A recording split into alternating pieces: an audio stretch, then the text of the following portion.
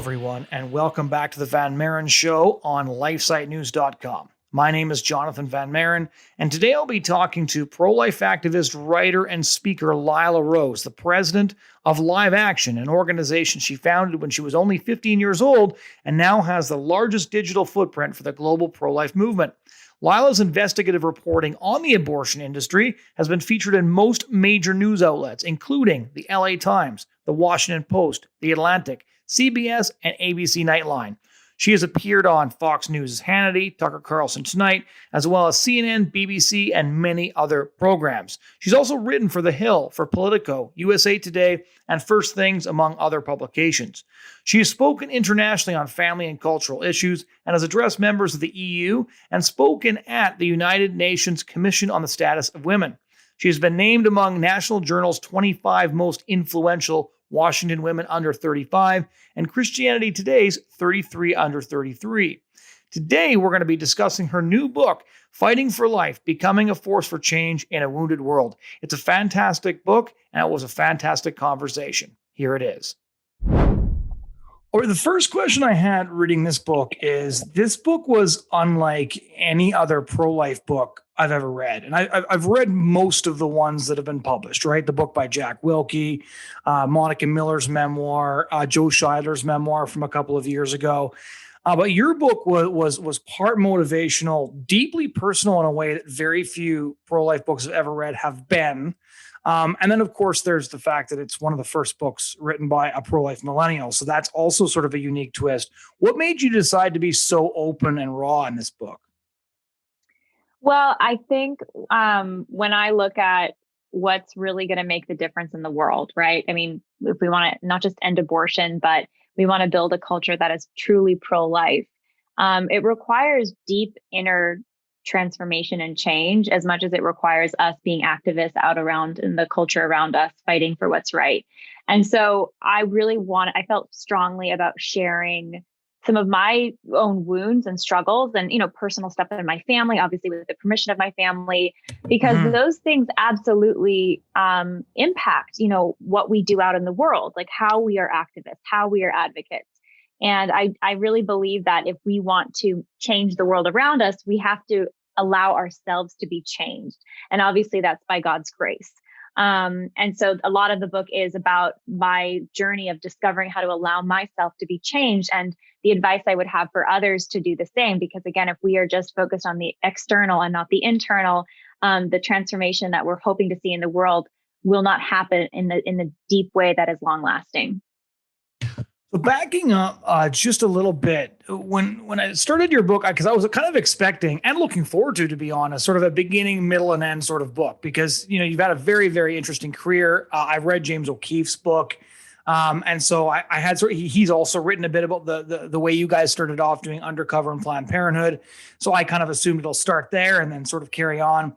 But instead, it sort of moved back and forth. It applied different lessons. Some of the lessons were extremely helpful for, I think, any pro-life group, especially a pro-life group starting out. But if you have to pinpoint the moment, in my notes here, I pinpointed 3. What moment would you pick when you realized that abortion was the cause you were going to pursue? Because a lot of the principles you lay out in the book could apply to any cause. Right. And it's true. And I wrote it that way intentionally because abortion is the greatest human rights crisis of our day. But once we've abolished it and it's unthinkable, we still have to fight for justice. So I think there are timeless principles for what it means to transform society and be an activist that I wanted to capture. For me, coming to see abortion as the greatest human rights abuse, as well as coming to commit myself to the cause fully, there were several different moments, as you noticed in the book, but one in particular was standing on the sidewalk outside of an abortion clinic at age 14 for the first time in my life. And I went there because I had become passionate about abortion. I was passionate about other issues as well, of course. But, I saw abortion as this crisis, and there's 3,000 deaths daily in America at the time.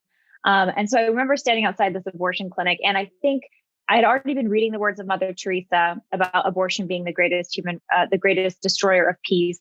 I'd already been kind of seeing the intellectual argument. I'd already been feeling heartbroken about abortion.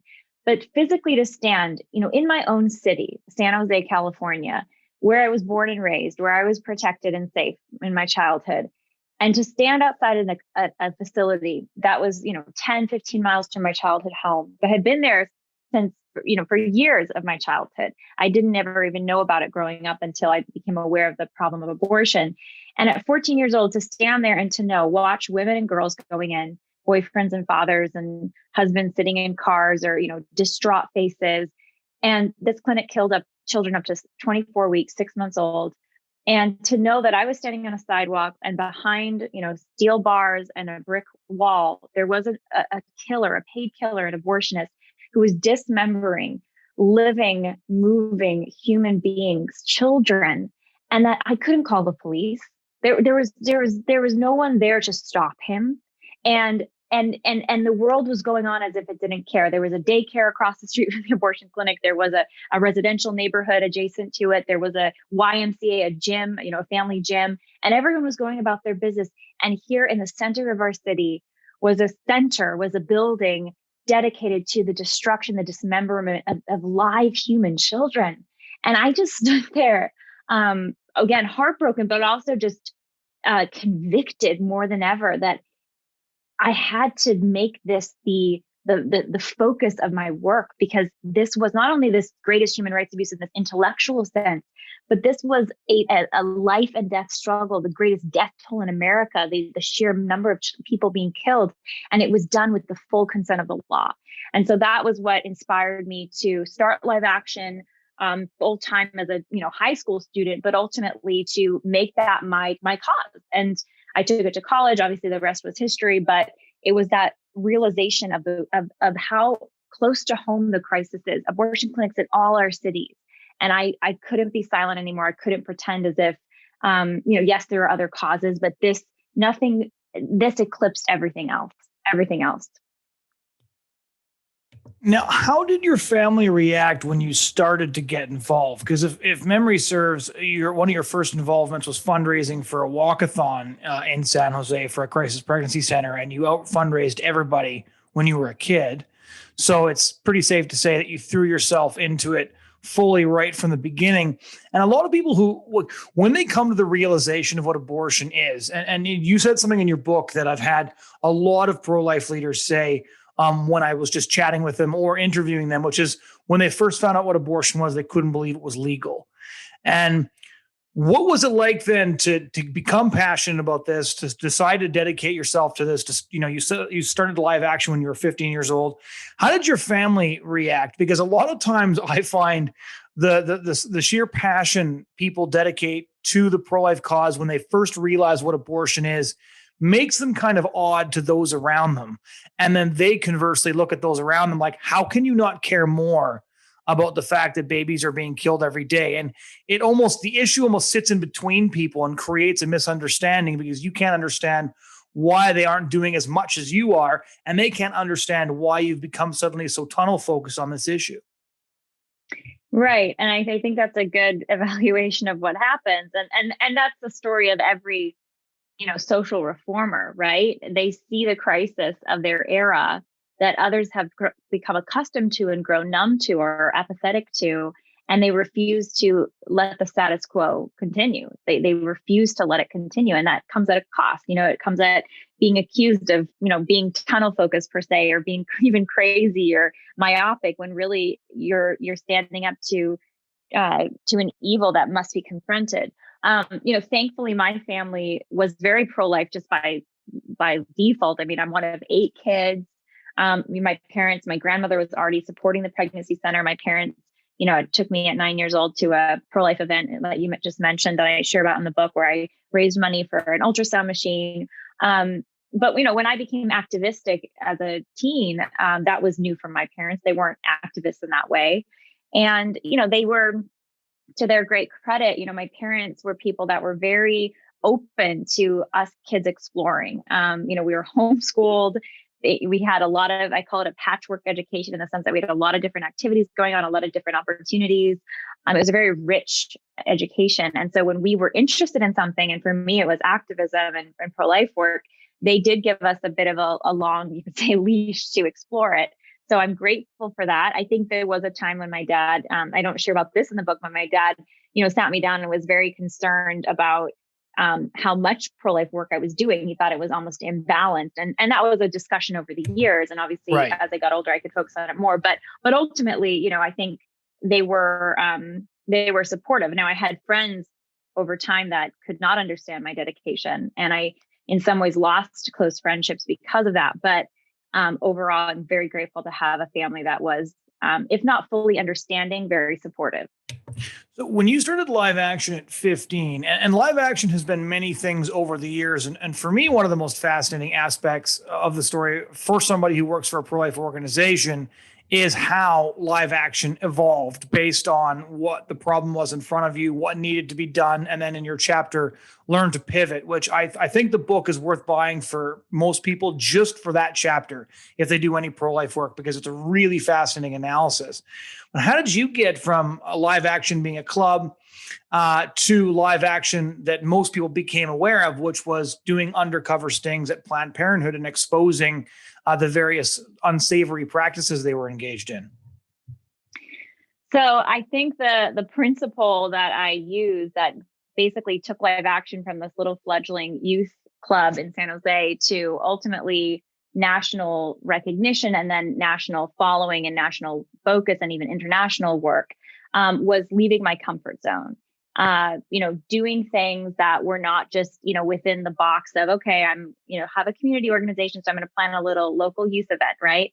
But thinking outside of the box and saying, okay, what can I do to up the ante here? What can I do to create more tension or expose the tension of what's happening in these abortion clinics? And thankfully, one of the early tools that I fell upon, and that was because of a serendipitous meeting with James O'Keefe in college and just being familiarized with the work of Mark Crutcher of Life Dynamics, a phenomenal pioneering investigative pro-life reporter. That led me to start doing undercover work, both at my school, UCLA, and then in Los Angeles abortion clinics. And that really, the media attention, a threat of a lawsuit from Planned Parenthood that they threatened me with when I was 18 years old and a college student, those things catapulted the conversation about what was happening with abortion and undercover in these different places to some national media. And so that really started giving me an understanding of media landscape, what gets the media to talk about things, and also the power of exposing, leaving your comfort zone, going somewhere, going into enemy territory and actually showing the evils that are taking place. And, that kind of helped build momentum for live action to grow nationally and to raise its sights beyond my, hometown of San Jose or my college city of Los Angeles. This is where I think a lot of people will want me to slow down for just a minute, because a lot of people who listen to this podcast have done some form of pro-life activism, whether it be life chain, praying in front of a clinic, some form of street outreach. But what makes what you were doing so unique is that you were pretending to be somebody else. I remember a CNN video. I forget which year it was from, but you were blonde and you were chewing gum in the back of a vehicle, pretending to be much younger than you were. Kind of practicing to go into the abortion clinic. And then it was going undercover and actually, persuading them that you were somebody seeking an abortion. That must have been incredibly stressful just from a personal aspect. Like, I know that you enjoy acting. You say this in the book multiple times, but I think a lot of people want to know, what was that personal experience like walking through the doors of the clinic, talking to them, making sure that your devices were on properly. And then like the moment where you realize, I can't believe they said this. I got the story. Well, it was certainly nerve-wracking in the sense that, you're concerned, are they going to know that I'm undercover? Are they going to see my camera? Are they going to suspect something? But I was able to channel the nervousness to the person that I was trying my best to do justice by, to portray, which are these young girls who are often the victims of sexual assault and other abusive situations, and they end up in abortion clinics with unplanned pregnancies. And even though Planned Parenthood is required by law to report suspected child abuse, they almost never do. They repeatedly cover it up and sell secret abortions. So, in that sense, it was it fit the role. It certainly, was, there was one time, I don't talk about this in the book, but there was one time where, we went through we were about to go into the clinic and there was, we had an appointment and there were metal detectors and, we had to make the call. We're still going to go through and, hope that this works because, there were a number of other factors at play and they, magically the metal detectors did not go off, even though we had undercover cameras on us. So there's just a lot of, there was a lot that went into it each time. Each time the stakes felt very high, but, just to maybe simplify it way down to the basics, the fact that there's life and death playing out and there's so much at stake, children's lives, and this could help, build a movement to save their lives, that, it transforms in a way, sort of the bargaining. Like if I'm really doing this and I think it can help save lives, my discomfort, my fear, whatever about going undercover, it really isn't that much. It's not a big deal in one sense. So I think having the perspective of what I was really working towards changed everything for me. And I would say mindset is key for any activist. Like, what are you fighting for? How much does it matter to you? And I think that mindset and having that mindset, taking risks, leaving my comfort zone, was essential to being able to do that. How did you figure out exactly how to go into the clinics, like sort of how to dress, how to act, how to do the cameras? Because we've had Mark Crutcher on this show before talking about all of the work that he did. And you mentioned him extensively in your book, his stings, phoning all the abortion clinics, finding out about the covering up of statutory rape and things like that. But you were doing something, I believe, correct me if I'm wrong, but unprecedented, in going in and pretending to be a pregnant girl in person with a body cam on, as opposed to recording phone calls. What is the planning and preparation for something like that when you don't have a model to go off of? Well, I studied a lot, and I talk in the book about, I have a chapter called Build a Team, where part of it was, learning. And I have chapters about mentors and the importance of learning from other people. I think in some ways, Mark Crutcher was a teacher for me. So I definitely studied his work carefully before going undercover. But I also studied other investigative reporters. I didn't invent investigative reporting. I have a chapter in the book where I talk about resistance from within and how, we were accused of doing undercover work, and that was so unique, and how could pro-lifers do that? And it's like, we didn't invent this form of reporting. Police, military, journalists, it's been happening for centuries. And for the pro-life movement to use it as a tool is kind of a no-brainer, especially when most media groups are refusing to do their job with this, and especially when the police, it's not like the police are shutting down clinics. They're protecting their quote unquote right to operate. So, I just studied a lot. I think that's another key to any activist, is the willingness to learn and to be humble and to, get as much information as you can from others. I spent a lot of time on the phone asking people questions and for their advice. I ordered books about reporting and about even a lot of books about private detectors. I actually signed up for an online training course for private detective work. So I basically, again, kind of a patchwork education, you could say, but I learned everything that I could that was available to me. And there's a lot that's available. There's a lot of information out there. I called Mark Crutcher and I just spent hours with him on the phone. I flew out to Texas and spent time, under his tutelage, listening to whatever he had to say to me. So things like that were helpful. And I think, where there's a will, there's a way. Like if you want to figure out how to do something, and you're just willing to keep trying, learn more, investigate more, explore more, it's amazing how far you'll get. Now, what's really interesting in what you lay out, and I keep on saying that, but it really was an interesting book from start to finish for any of the listeners who are considering getting it.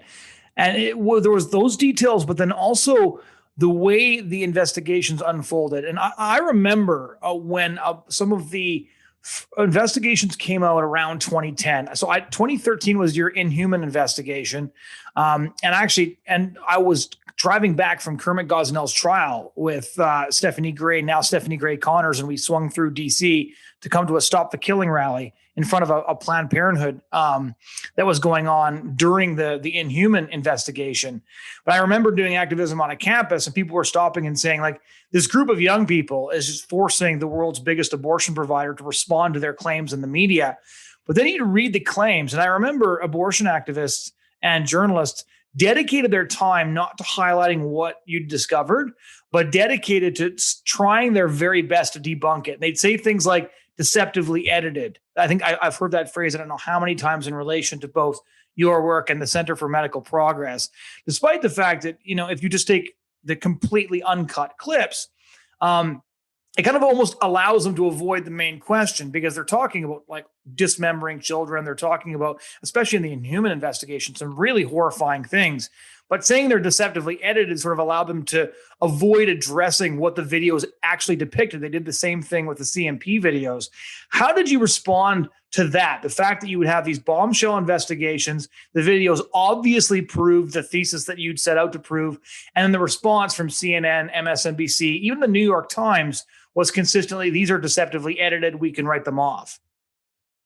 Well, and I think that was a big, and is still a big part of the struggle, that the establishment, whether it's our school system, and I know this is the same in Canada as it is in the US and in many countries, establishment media, establishment politics is very pro-abortion. So they're not going to want to report on exposés being done of abortion clinics, of abortionists. They're not going to want to favorably portray people trying to buck the status quo and change the system. And so, we did get a lot of, you could say, hostile media coverage.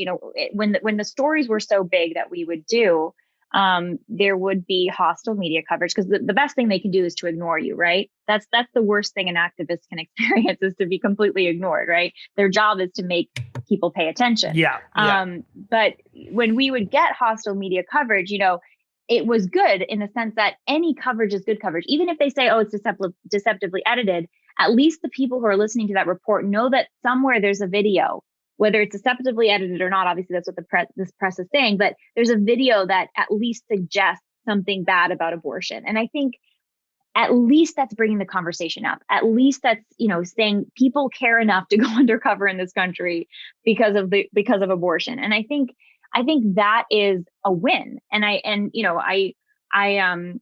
don't think we should, trust the media to do our job for us. And, a lot of my work, or Live Action's work, has been effective because of social media.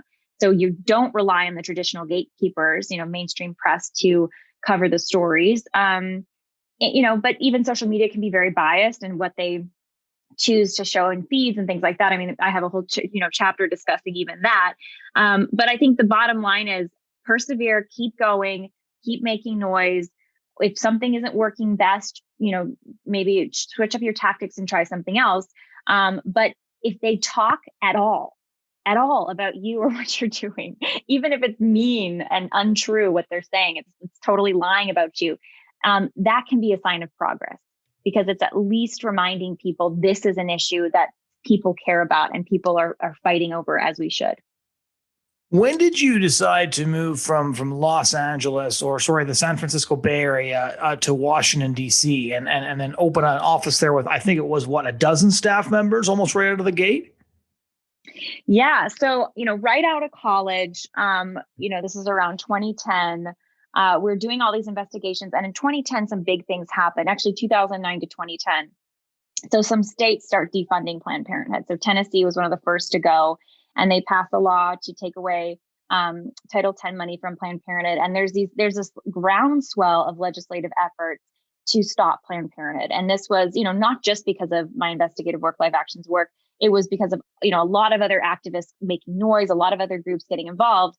But our work helped be an ignition point for it. In the years leading up to this, some of our groundbreaking investigations, of course, building on Mark Crutcher's and others' work. And so, when I saw that there was a political moment happening, and then when we released our sex trafficking investigation in 2011, a political moment happened that had never happened historically. There's this groundswell at the state level, and then the U.S. House of Representatives voted in a bipartisan majority vote. So we had Democrats, Independents, and Republicans to defund Planned Parenthood on a standalone vote. And that was unprecedented. Planned Parenthood had always been the sacred cow. Even the Republicans didn't want to touch them.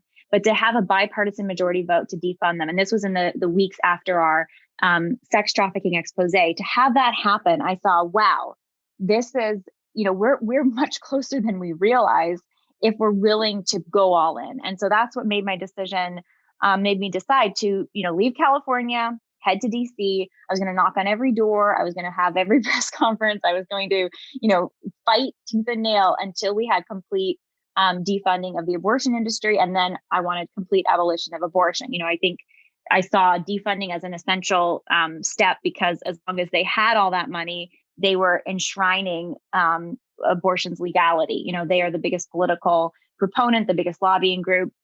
So that was the inspiration to head to DC. And we did see unprecedented things happen in the years that, I was there. I mean, we still have an office there and a presence there. But, as I share in the Pivot chapter, I learned, of course, many things. I think activists, we should be idealistic. That's part of our power.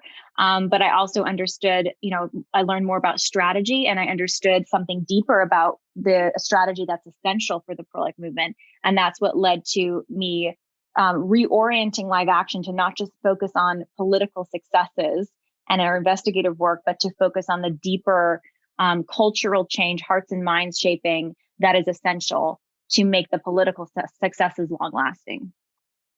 And this is where you get very personal in the book. And I was almost surprised at some of the things you shared, because there was a lot of points that you identified about being in the movement, being young, mistakes that you made. And I think that anybody, especially in the pro-life movement, but anybody, I think, in any line of work reading it, will read some of the things that you write and think and immediately identify with their own version of that.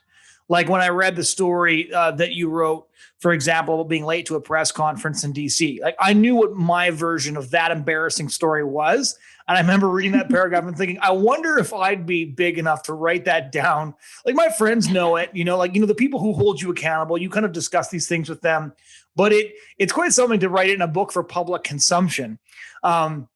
What was it like kind of going from your home turf of California, then you're in DC and you're playing in the big leagues. You're, a couple of decades younger than a lot of the people that you're working with. And when you're at the top, the air is thin. It's really hard. And a lot of people then have the illusion of power. They have all of these different languages that they don't necessarily speak. It's a really, really tough town to figure out, especially in a hurry. And, you had the ear of a lot of people very, very quickly. What was that like for you personally, trying to adjust? You mentioned the loneliness in the book, which is the sort of thing when you read, you're like, of course, that makes perfect sense. That would be very lonely, but that's not what people seeing you initially would have thought. What was that transition like? Sure. And it's funny because I had close friends, who I let read the book before it went to publish. And they're like, are you sure you want to share all these things, Yeah, totally. And, there's a certain freedom. They're like, how would you like this to be dragged all over Twitter, these embarrassing moments or whatever. And, and I just thought, listen, I think vulnerability can be a bridge, to let your enemies over, of course. Right. But vulnerability is also a bridge to get others to want to join. And so, and I don't really care about my enemies. I mean, I do care in the sense that I want to convert them, I want them to join, but, I think if you can lose the fear or the desire or the expectation to not be hit by your enemies. So I think there's a sense of like, it hurts to get hit by an enemy. It hurts to get attacked by media. It hurts to get slandered. It hurts to get death threats. But if you can sort of, because you're used to it, I guess, I got so used to it. There's this beautiful freedom in saying, okay, my expectation no longer is to be free from, public slander. I understand that this is with the territory. And so I embrace it, I accept it. And I think there's a lot of freedom in that. But yeah, I mean, being in DC, I was fresh out of college. We were doing these very highly publicized, investigative reports, and Congress was voting on them. I mean, there were these big things happening, and so yeah, I in many ways I wasn't fully equipped for what I was doing, but in other ways, my lack of sort of acceptance of how the political process goes was also an asset, because I think there's this incredible inertia in DC, even amongst politicians who are trying to do good things, like, well-intentioned people, where they're so used to doing it the way it's done. And if the way it's done isn't working, if the way it's done has permitted abortion on demand for decades and the deaths of tens of millions of children, then having an idealistic activist come in and kind of break things a little bit can actually help momentum. And so I think some of my sort of, my weaknesses and my inexperience proved in some ways to be an asset. Now, there were painful moments that came with that, people that were like, what are you doing here? Other pro-life leaders, like, what are you doing here? Why are you messing up my strategy? Right, Whatever their, right. 100-year-old strategy is to end abortion that's taking hundreds of years or, whatever it is, or, there were mistakes that I made, or it was certainly lonely. I like you said, I got there, I immediately tried to hire, trying to desperately to raise money. I raised my first million. I hire like 10 people. They're all like fresh out of college. I tried to find as experienced people as possible. It's very hard to find talented, experienced people, unfortunately, who will work full time in the pro-life movement. That's just an unfortunate fact. That's changing with time, but it's hard. But yeah, and then I'm having to be the boss for my friends and raise money and do all this very high profile work. And then plus I'm normal, I'm dating, I'm trying to, make my way in the world. So yeah, it was messy. And I think, any of our stories where we're trying to make a difference, leave our comfort zone, get started, just go out there and make a change. Like, it's going to be messy. And I think, I wanted to show some of that mess in the book because I think it's important that it's not all buttoned up, and it's No, that not was going to very be buttoned powerful. up when you're doing it. You know what? That was really powerful because, yeah, that age difference did mean that, yeah, as you say, you mentioned in the book, you were dating, you were going through the normal things somebody of that age would go through, which is, heartbreak. Dating is hard. Friendships are hard. Family relationships can be hard. So, on top of all that, you got this enormous public pressure. You're young, and then you also have a massive amount of attention directed to yourself at all times, a lot of it not great attention. And so, it's interesting you say that as a young person that your idealism was almost an asset, because you often see that in movements, and you've read about all these movements as well, that their idealism was the key to their success because they refused to accept the status quo in a way that moved the Overton window, because there was just a refusal to accept that this is the way things are being done. And we've had a bunch of political activists on the show. We've had Marjorie Dannenfelser, for example, on about 3 or 4 times to discuss politics. And I wanted to know, when you first got to DC, what was the most frustrating thing you found, or the most surprising thing you found about some of the Republican congressmen or senators who are portrayed as pro-life heroes, but then maybe you realize that abortion was number 5 or 6 on their priority list, or they didn't care as much as you thought they did? Or what was sort of a moment that could have introduced cynicism if you had let it? Well, I share a few examples in the book, and I'll share one now. One was, I was in one of these many behind the scenes meetings with political leaders, and I was, again, the youngest in the room, probably by at least a decade or two. And they were talking about Planned Parenthood. They were talking about a lot of different kind of, issues, but Planned Parenthood was one of them. These are a lot of Republicans. And, the chief of staff for the House Majority Leader at the time, a Republican, very pro-life. He'd won pro-life awards from pro-life groups, all of this, right?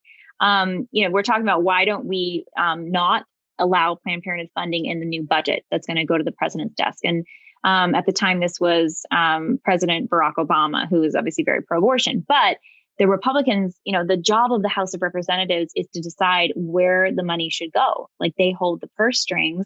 Obviously, the Senate has to approve it, but they can choose to take Planned Parenthood out or put Planned Parenthood in. And Planned Parenthood was just always in by default. And so we were demanding, take them out. You have the power, you have the votes, take them out.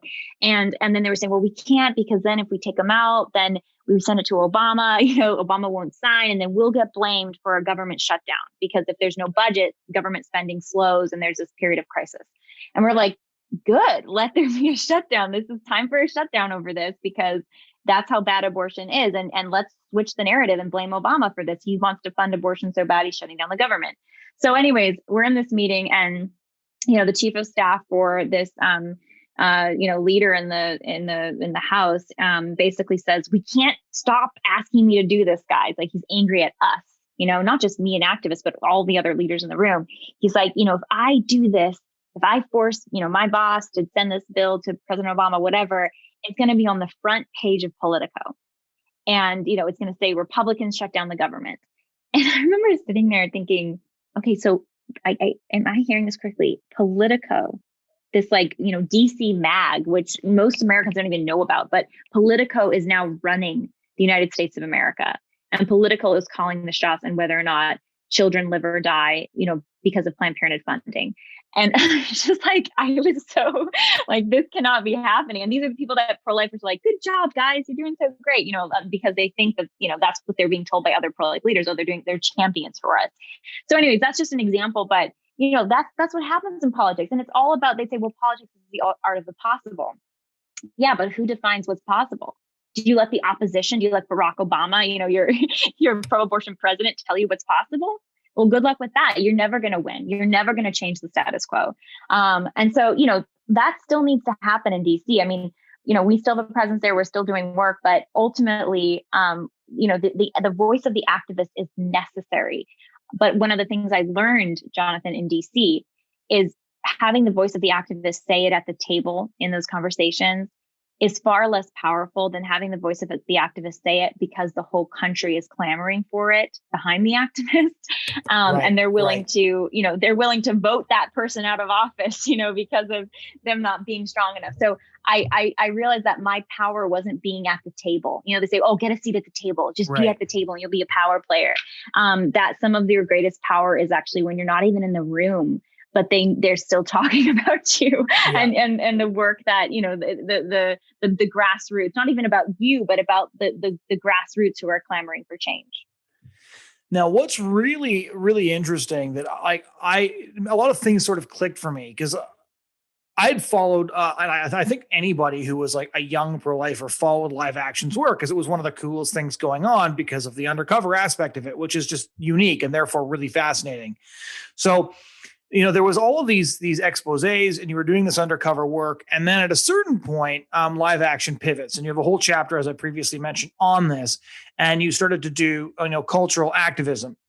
And you created these abortion procedure videos, which are on your YouTube page. I believe the number that I read in your book was that you've had over 1 billion video views total. Is that correct on Live Action's work?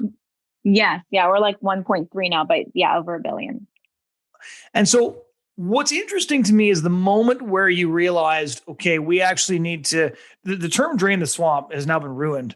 It used to be a very effective way of describing, trying to change the culture, but it now has a very particular political meaning. But that we need to change hearts and minds on abortion so that we can start to fuel political change. And what was really interesting is when you were looking at what David Daleiden and his team at the Center for Medical Progress had accomplished. And of course, you worked with David at Live Action for years, so you knew him personally.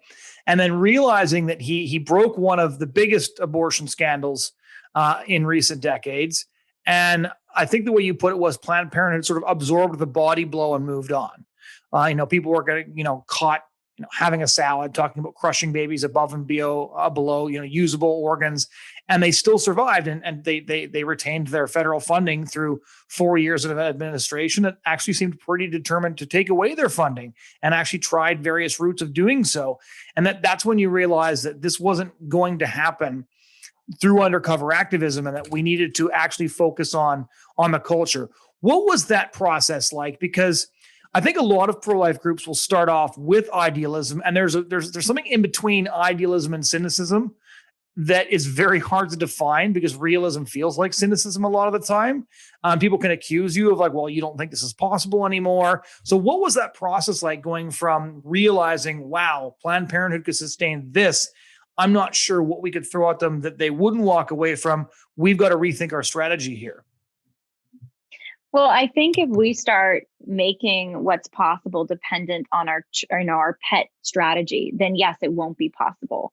But if we hold our strategies and our projects and our tools at an arm's length, and they're really just all tools to achieve what we are going for, then anything is possible. And I think it's not that I didn't think it was possible anymore to defund Planned Parenthood or that I didn't think it was possible anymore to abolish abortion. It was that, this project of undercover reporting, which we were so laser focused on, and we'd done like one major investigative expose for like 6-7 years in a row, like these like massive things. And then David did his, year 8. And as I, wrote, like you said, they absorbed the blow. And, then Trump comes to power. I mean, this hadn't happened yet, but I kind of foresaw it, I guess you could say. even with the, as many pro-lifers like to call him, the most pro-life president ever, they got more federal funding under the Trump administration than ever because they upped their Medicaid reimbursements, even when Trump took away their some of their Title X money. So, looking at the larger playing field or the larger landscape of abortion in the industry and the culture, I saw that undercover reporting played a role, and we still do it at Live Action. We still have stuff ongoing now, and others are still doing it.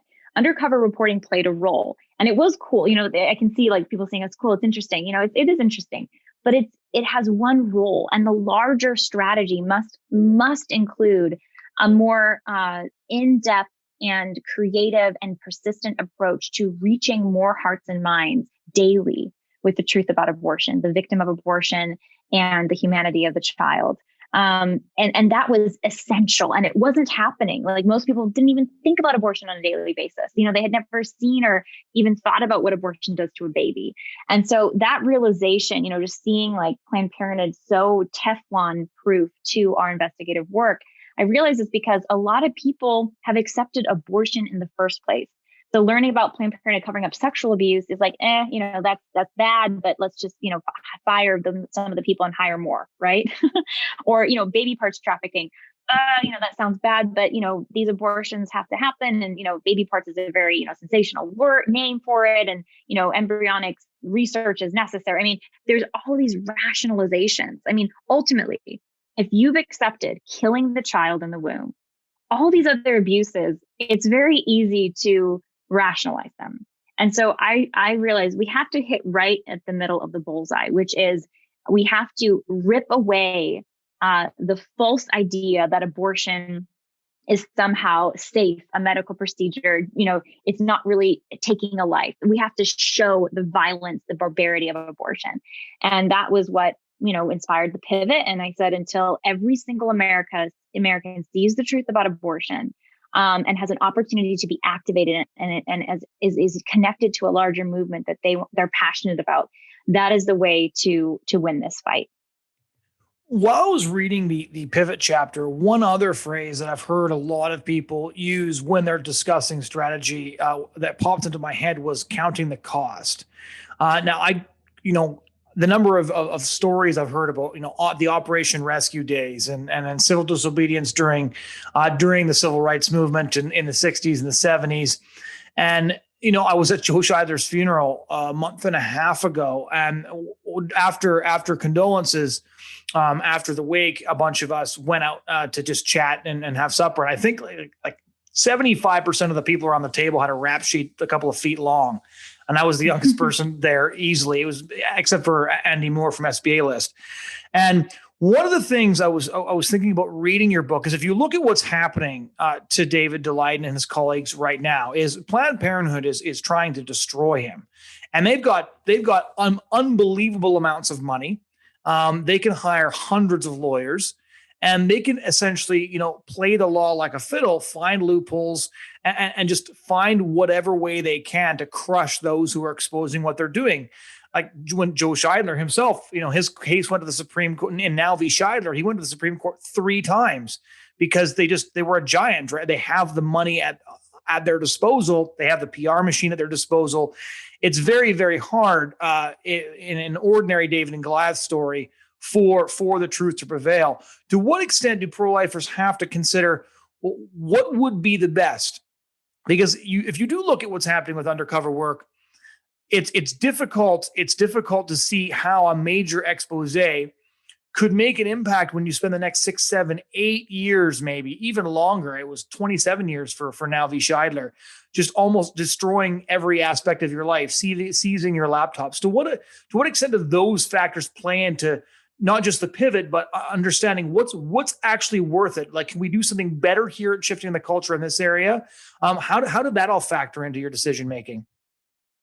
Sure. Well, I think, it's interesting because the decision making wasn't an analysis of, oh, these are legal risks that we can't take, because there are legal risks that are easier and harder to take when it comes to investigative reporting. And, what David did was such a tremendous, it was such a tremendous expose because he went places that hadn't been gone, no one had gone before, to a NAF conference and, expose that, and to, sitting down with abortionists at a restaurant and exposing them, talking about baby body parts and selling them. I mean, just horrific encounters.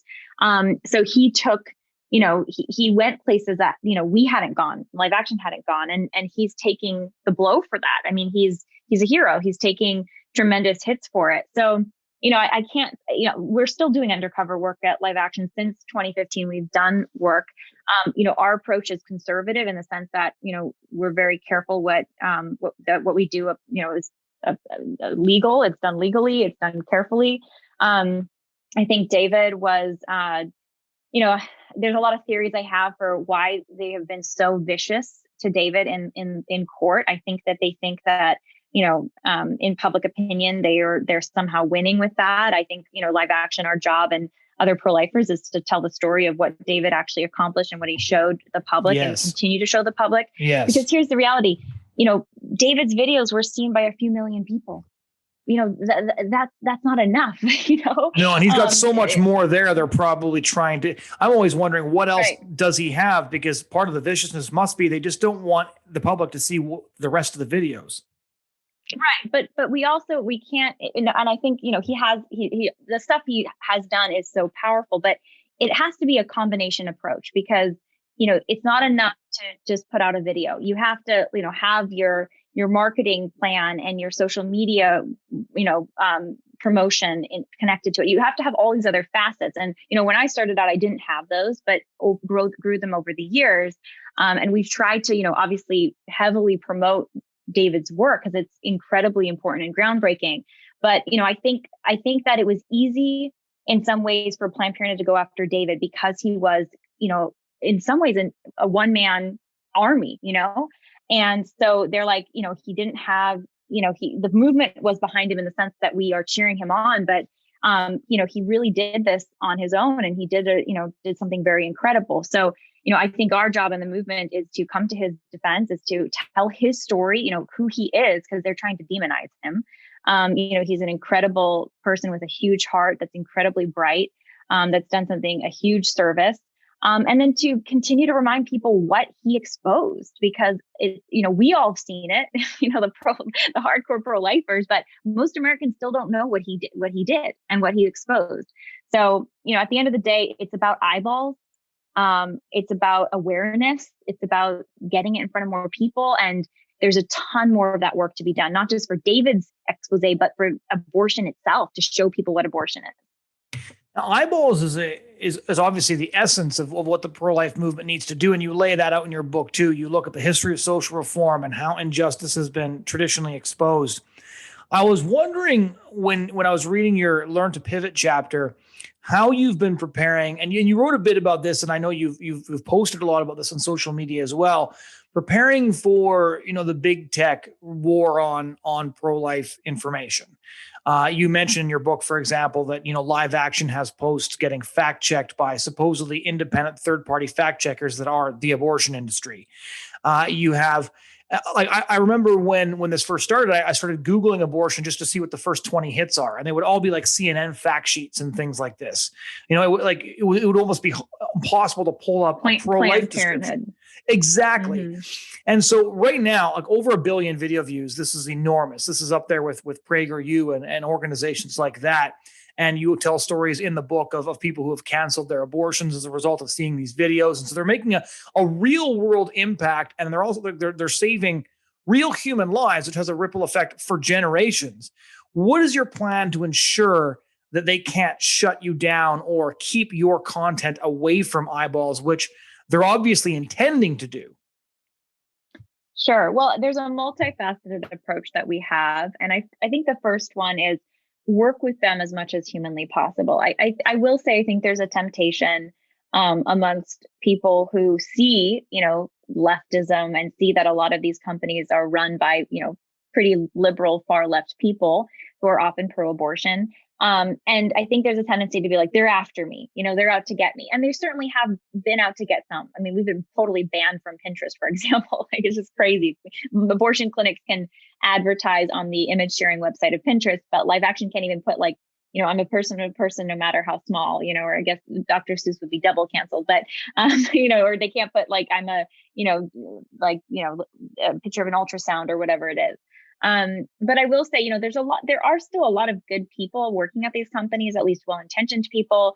And so we try our best to, go by their rules of service. We understand there's a double standard. We understand that there are some people at the companies out to get us, but we try really hard to work behind the scenes to make it work with them. And so far, overall, we have been successful. That doesn't mean we will always be successful. So that's why we have other elements of our approach, which include, diversification. So we're not just on a couple of the platforms, we're constantly seizing new platforms and new opportunities so that we are as diverse as possible about where you can find our content and who we're reaching.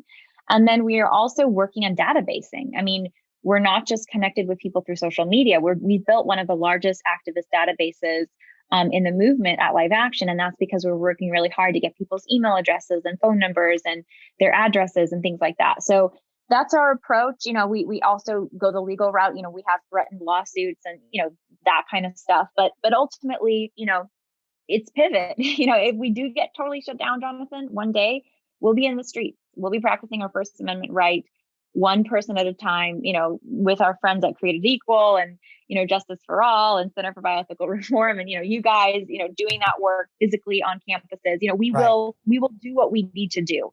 But right now we have this opportunity to do it on social media in a huge way. And we're going to try our best to make that work for as long as possible. The final question I wanted to ask you, just because I really think that any listener who doesn't buy the book and read it, which they should hear the story, because it really was just such a beautiful story and encapsulated how we as individuals, we as families, we as churches, and we as a culture have to respond to the reality of unexpected pregnancy. There's several different people have said it, so I'm always unsure of which pro-life leader coined the term first. But they said, whenever I see somebody who is pregnant, a single person who's pregnant, my first response is of admiration, because they could have taken the easy way out, and the entire culture is flowing in that direction, pressuring them, offering them, telling them that this is no big deal. And you tell the story of your sister and your dad's reaction when she told him she was expecting what turned out to be her son. Could you just share that story with us? I'd love to. So it's my little sister, Katerina, who is, kind of a character in the book because she's been hugely important in my life. And she, had an unplanned pregnancy at age 19. And I was very honored that she chose to tell me first. And, I was there or she chose to tell me she thought she was pregnant. We went to the CVS bathroom to take the drugstore bathroom. She wanted to take the pregnancy test, and we found out together. But I remember her terror at the thought of telling our parents. And I think that's very natural, to the terror of someone who's single, who is not expecting to get pregnant, to tell their family. And when she did get up the courage to tell my dad, and my dad, I talk a lot about him in the book too. And, some of the mental health issues in our family and just some other, elements of, personal elements of our family and the dynamics there. But my dad is just a man who's always trying to grow, and at heart is a very gentle person, even though he, has very strong opinions. And, she finally went up to his office, I was home with her. We were both at my parents' house. She was living there at the time I was visiting. And, she goes into his study and he's reading. He's a book lover. I inherited that from him. And, she just kind of blurts it out. She doesn't know how else to say it. She's terrified. She's like, "Dad, I'm pregnant." And I remember the look on his face, immediate, just sort of surprise, total surprise. He did not see that coming, or maybe he did, but in that moment he was totally surprised. And then he started to, there was no anger, no nothing. He actually just started, it was like the mercy of God, in him. He started to just reassure her. And I watched my sister, terrified, like a little girl there, all of a sudden being rebuilt up before my eyes, as my dad, very calmly told her he was proud of her, that her life was going to change because of this, but it was going to change in a beautiful way. And it could be hard, but it was going to be beautiful. And he was a grandfather. And I was just like, what a witness, what an example to me. And then he goes and gets a bottle of champagne, and, she can't even drink champagne. She's pregnant, but he says it's time to celebrate, and I just think that's you nailed it, Dad. Like Yeah. that's the way to do this. Like we're celebrating because this is a human life. It doesn't matter how they were conceived. This is a human life that is our family member. So, there's a lot more to the story, but ultimately celebration. That's the heart of the pro-life movement: celebrating human beings, celebrating life. And the way you put it, it really is such a beautiful passage of the book. And you point out too that your family is a Christian family, so obviously they might not necessarily approve of the circumstances surrounding it, but that the child it's beautiful, it's a gift, and it's just another example of God returning good when we make mistakes. It's another example of the grace of God and how He rewards our mistakes with good things. It's almost unfathomable to think about. Yeah, definitely. And I think I do reflect on this in the book a little bit. I think our culture is so backwards. There's all of this stuff about, licentiousness and just having sex when you want it, and, just consent, make sure you consent, and safe sex, just as long as it's quote unquote safe, it's all great. And then babies, the natural result of sex, which is beautiful. I mean, sex worked, a baby coming into being, that's seen as the burden. And so it's like we expect teenagers to have sex, but we expect teenagers to not get pregnant. And I think that's so cruel. It's so cruel. It's unrealistic. It's not loving. And I think to turn it on the head and say, no, first of all, you can be of responsibility and make better choices, to pursue a relationship, marriage, ultimately sex and marriage. But if there's a mistake made, the baby is not the mistake. The baby is a blessing. The mistake does not define you, nor does it define that child. Final question: where can listeners who are hopefully interested by now pick up a copy of your book? Thank you, Jonathan. Well, it should be available wherever books are sold. So Barnes and Noble or Amazon or Books A Million. It's also available at liveaction.org, and part of the proceeds will go to Live Action if you purchase it at liveaction.org. And it's available all those places for pre-order now, which means you secure your copy. And then it comes out you actually get it in the mail May 4th. Well, thank you so much for giving us so much of your time. Thank you, Jonathan. Thanks for reading it, and thanks for all the great work that you do. Ladies and gentlemen, that was my conversation with pro-life activist and author Lila Rose. I do hope you enjoyed this conversation. And if you want to check out past and similar conversations, head over to lifesitenews.com, click on the podcast tab, and you can subscribe to our show to see past shows, keep track of future shows, and to get all of the most important news and conversations on the life and family battle, both here and internationally. Thank you so much for joining us, and we do hope you'll join us again next week.